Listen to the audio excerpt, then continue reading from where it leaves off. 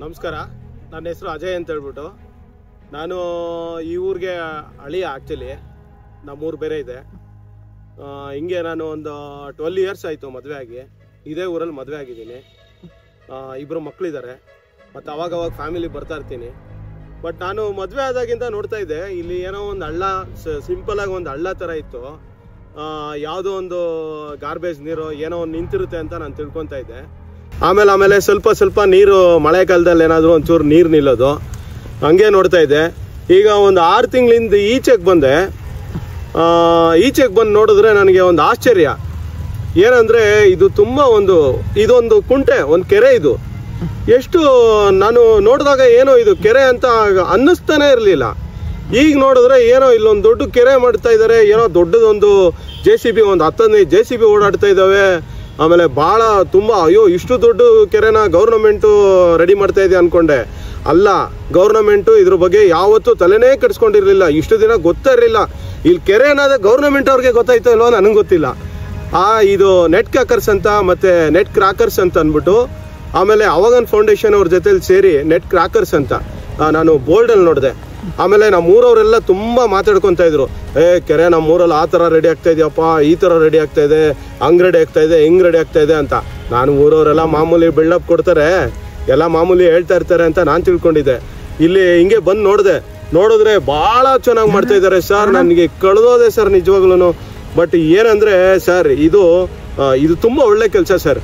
ಯಾಕಂದರೆ ಆ ಕಂಪ್ನಿಯವ್ರಿಗೆ ತುಂಬ ಎಷ್ಟು ಥ್ಯಾಂಕ್ಸ್ ಹೇಳಲಿ, ಎಷ್ಟು ಧನ್ಯವಾದ ಹೇಳಿದ್ರು ಕಡಿಮೆನೇ ಸರ್.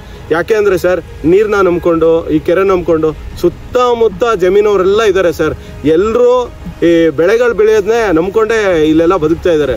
ತುಂಬ ನಿಮ್ಗೆ ಗೊತ್ತಲ್ಲ ಸರ್, ವಿಲೇಜ್ ಅಂದರೆ ನಾವು ಬೇರೆ ಇನ್ನೇನು ನಂಬ್ಕೊಂಡಿರಲ್ಲ, ಬೇರೆ ಯಾವುದು ಬಿಸ್ನೆಸ್ ಇರಲ್ಲ, ಏನೂ ಇರಲ್ಲ. ನಾವು ಈ ಸುತ್ತಮುತ್ತ ಸರ್ ಬೋರ್ಗಳಲ್ಲಿ ನೀರೇ ಇರ್ತಾ ಇರಲಿಲ್ಲ ಸರ್. ಈಗ ಕೆರೆ ತುಂಬಿರೋದ್ರಿಂದ ಸರ್ ಖುಷಿ ಆಗ್ತಾ ಇದೆ. ನಮ್ಮದು ಒಂದು 2 ಎಕರೆ ಜಾಗ ಇದೆ, ಇಲ್ಲಿ ಬೋರಲ್ಲಿ ನೀರು ಬಂದಿದೆ ಸರ್. ಇದಕ್ಕಿಂತ ಖುಷಿ ವಿಷಯ ಇನ್ನೇನಿದೆ ಸರ್. ಭಾಳ ಅಂದರೆ ಭಾಳ ಸಂತೋಷ ಆಯಿತು ಸರ್. ಏನಂದರೆ ನೋಡಿ, ಈ ಕೆರೆ ಅನ್ನೋ ಕಾನ್ಸೆಪ್ಟೇ ಇರಲಿಲ್ಲ. ಈಗ ಇಲ್ಲಿ 7 ಊರಿಗಾಗೋಷ್ಟು ನೀರನ್ನ ಸ್ಟೋರೇಜ್ ಮಾಡೋ ಅಂಥ ಒಂದು ಕೆರೆ ಮಾಡಿಕೊಟ್ಟಿದ್ದಾರೆ ಆ ನೆಟ್ ಕ್ರ್ಯಾಕರ್ಸು, ಹಾಗೆ ಅವಗನ್ ಫೌಂಡೇಶನ್ ಅವರು. ಅವ್ರಿಗೆ ನಿಜವಾಗ್ಲೂ ಎಷ್ಟು ಕೋಟಿ ಧನ್ಯವಾದ ಹೇಳಿದ್ರು ಕಡಿಮೆನೇ ಸರ್. ಯಾಕೆ ಅಂದರೆ ಸರ್, ಎಲ್ಲರೂ ನಮ್ಮ ಊರು ಜನ ಎಲ್ಲ ತುಂಬ ಅಪ್ರಿಷಿಯೇಟ್ ಮಾಡ್ತಾ ಇದ್ದಾರೆ. ಇಂಥವ್ರು ಇನ್ನೂ ಹೆಚ್ಚು ಇನ್ನೂ ಅವ್ರಿಗೆ ದೇವರು ಅವ್ರಿಗೆ ಇನ್ನೂ ಹೆಚ್ಚು ಕೆಲಸ ಮಾಡೋಂಥ ಶಕ್ತಿ ಕೊಡಲಿ ಸರ್. ಯಾಕೆ ಅಂದರೆ ಇದು ಸಾವಿರಾರು ಜನಕ್ಕೆ ಅನ್ನಕ್ಕೆ ದಾರಿ ಆಗುತ್ತೆ, ಮತ್ತು ಅವರ ಅಭಿವೃದ್ಧಿಗೆ ದಾರಿ ಆಗುತ್ತೆ, ಮತ್ತು ಅವ್ರ ಮಕ್ಕಳು ಮರಿ ಓದೋದಕ್ಕೆ ದಾರಿ ಆಗುತ್ತೆ.